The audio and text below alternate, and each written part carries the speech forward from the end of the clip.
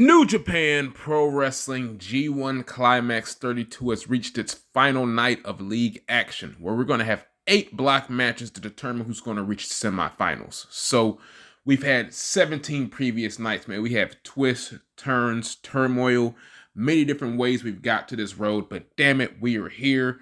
Tomorrow we have the semifinals, and then Thursday, finally, we have the final. So let's go ahead and talk about some happenings from this show this morning. As you already know, the winner of said G1 Climax, if it is not the IWGP World Heavyweight Champion himself, gets a shot at the IWGP World Heavyweight Champion coming up at Wrestle Kingdom 17 in 2023. So our first match of the show, it started off with D block, probably the wildest block of the tournament, most chaotic, if you will.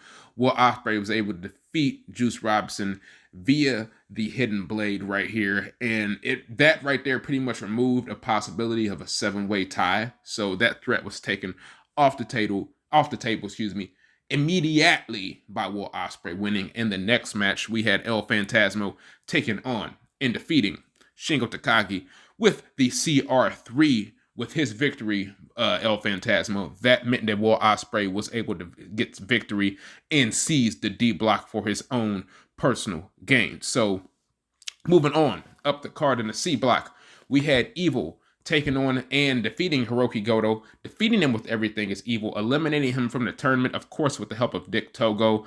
This ultimately meant that the C block would be decided between El Ingobernable and Zack Sabre Jr. for that said block. And speaking of both of these gentlemen, Zack Sabre Jr. Tetsuya Naito actually defeated Zack Sabre Jr. with the roll-up here. Excuse me, technical difficulties. Like I was saying before I was rudely interrupted by myself, of course, we had Tetsuya Naito defeating Zack Sabre Jr. in about 3 minutes, maybe a little bit over here, with via roll-up, and it was a very clever roll-up. He faked the Destino, but he just went for an inside cradle. Smart move, and this is one of the very different Zack Sabre Jr. Tetsuya Naito matches we would have, and I thought that was a very interesting, smart move to have this match not go too long, and I think that's playing in what we're going to get for tomorrow. So then both Block A and Block B, both of these blocks came down to one match each. In the Block A, we had Tama Tonga defeating Jay White via the gun stun, finally getting his revenge on the man who kicked him out of Bullet Club, moving him on to the Hontai team. And he's going to get an IWGP World Heavyweight title shot. I'm going to presume it's in October. I know they changed the name of the October show. I'm going to have to go and look at what the name of the show is going to be called. I saw what the name was, but it's escaping me right now off the top of my head. So then also in the main event, the Block A was determined between Kazuchika Okada and AEW / Suzuki Gun's Lance Archer. Archer was pretty dominant through the most of this match, and he really looked on the verge of winning here, and he hit his own version of the Rainmaker.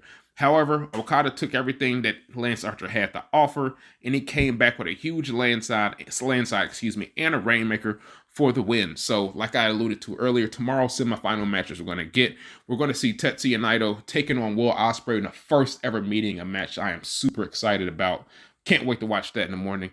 And in the other semifinal match, you got Kazuchika Okada taking on Tama Tonga right here. They actually faced off against each other last year, and Tama Tonga actually got a victory over Kazuchika Okada in the G1 Climax in last year. So it'll be interesting to see how that go. Safe money, I think, is on a Naito Okada final. I could see Ospreay and Okada. I could see Tetsuya Naito and Tama Tonga. I could see any of these four mixing it up for the G1 final.